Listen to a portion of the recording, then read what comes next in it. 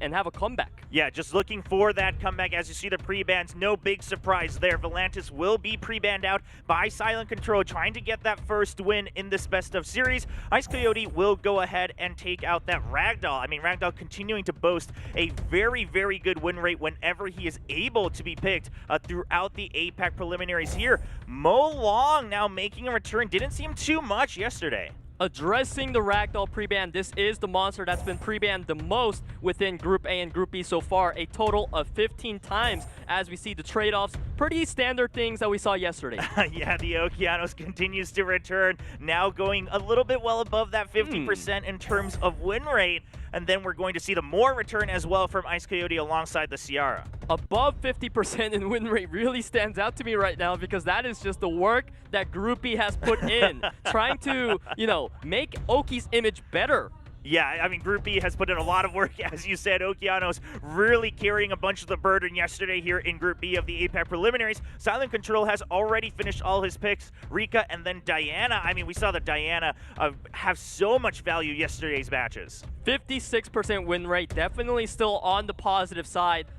Very much of a thorn for the opponents as we see the lineups. And it seems like definitely Silent Control once again is playing for turn 2. He's using Rika and Fire Bison to get the control if his opponent fails to lock him down. So Ice Coyote brings in an Annabelle that can be a way to deal with the fire threats. Yeah, Annabelle going to be rounding things out. So we've got, you know, a bit of a nice spread on both sides. Annabelle will be banned out, though, by Silent Control. And then the Diana being taken out by Ice Coyote. I love the bans from both players. Ice Coyote definitely felt like he had a Rain on the fire units, but not Diana as well for Silent Control. Annabelle was indeed one of the biggest thorns for him. Here we go, rolling spike from Moore starting off the match. Chungpong with the setup.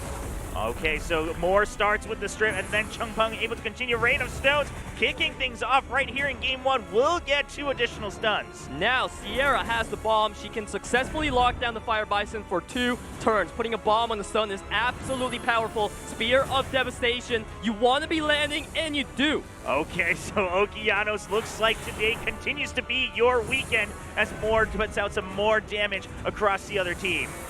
A lot of things coming out from Ice Coyote in terms of debuffs. You look at Silent Control, he wants the Dragon Stance but gets 0 stun.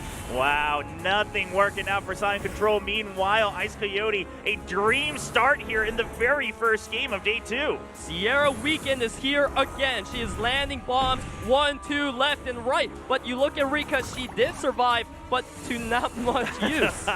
Survives for just a bit. What? Oh, okay. Now that has use. Wow, okay, the Bison, we thought it was over, but comes back. Does get the Psycho Crusher off. It happened, but nothing really happened on the other side. Is it just me, Chobra, or is Bison supposed to stun on skill 3? Yeah, you know, I think he was supposed to be a bit more useful there with that skill 3.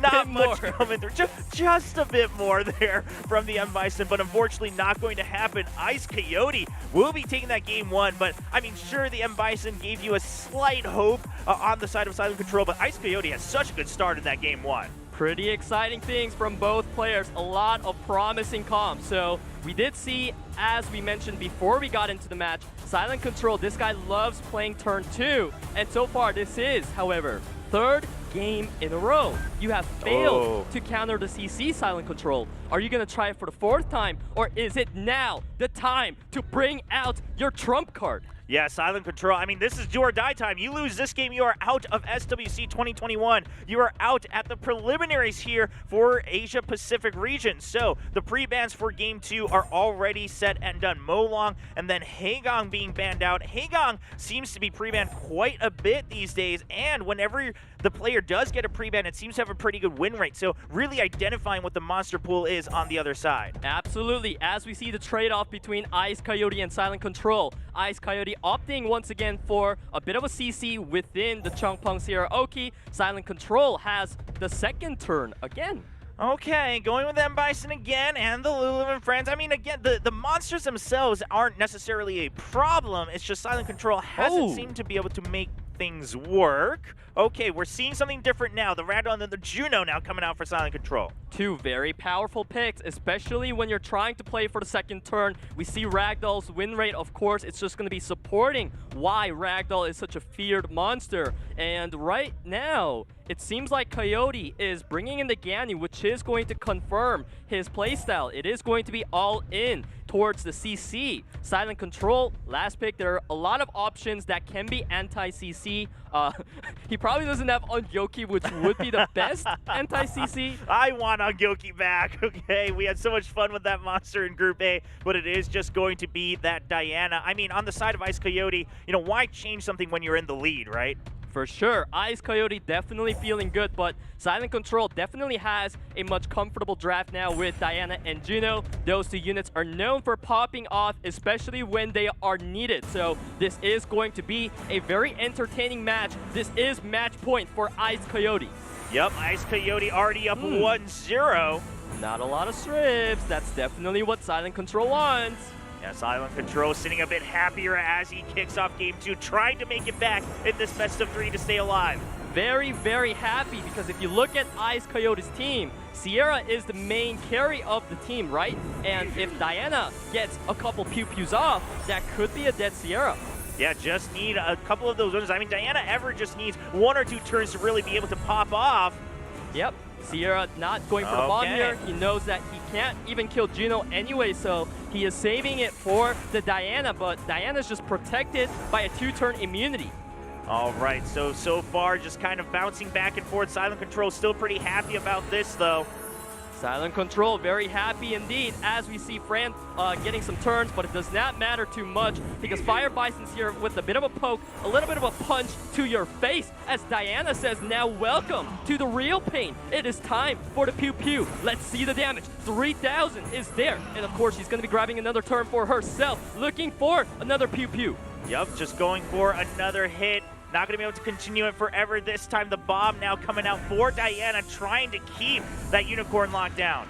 Trying to keep it locked down, but at what cost? It pretty much cost her her whole HP before she got that bomb off. Right now, Ice Coyote really trying his hardest to get some rotations on Sierra. Oh, and Jensen, another bomb onto Diana, just trying to wipe out that monster from the enemy side. So 1 down, but still many more that Ice Coyote has to go through. Huge turnaround from Ice Coyote, making proper use of Sierra surviving with that little bit of HP. Now we see the Bison going for the Psycho Crusher. Yeah, gets some damage and does get the stun onto the Sierra as well. For the damage here, Juno is looking for the kill angle, and she definitely will be able to get it. Now the problem is, if you're Ice Coyote, once Sierra goes down, you are that much weaker against Juno. So we are now here for the time Juno shows us what she is made of. All right, so all eyes on Juno on the side of Silent Control. Looks like he might still be able to hold on to this lead that he desperately wants.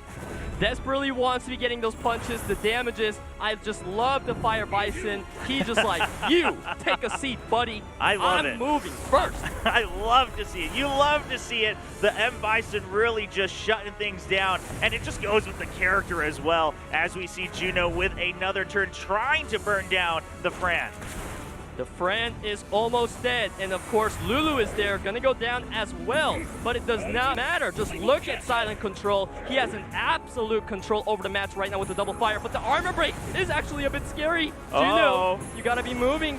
Ventilate coming out, but she does move before the Chong-Pong, and look at the punch. Sit down, buddy. Okay, Silent Control does bring it back in this game too, off the back of that M Bison you mentioned, and the Juno coming in clutch there a couple of times throughout that game number 2. Silent Control ties it up, stays alive in Group B of the APAC preliminaries. Now that's what I want to see from Silent Control. If he wants the second turns, he's got to bring in very powerful bruisers like Juno, Diana. These monsters, they definitely pop off in the late game. Please, let's see it again. Yeah, just making sure that you survive to that point and that you're able to regain control of that game. We'll see if he can make it happen again. This is now match point for both players. It is a best of 3. One game to determine who moves on in the losers bracket in Group B here in the APAC preliminaries and who will be eliminated from SWC 2021. Volantis returns as a pre-ban, and then Ragdoll as well. We gotta mention Volantis was open that last game, and Ice Coyote didn't feel the need to have to bring it out.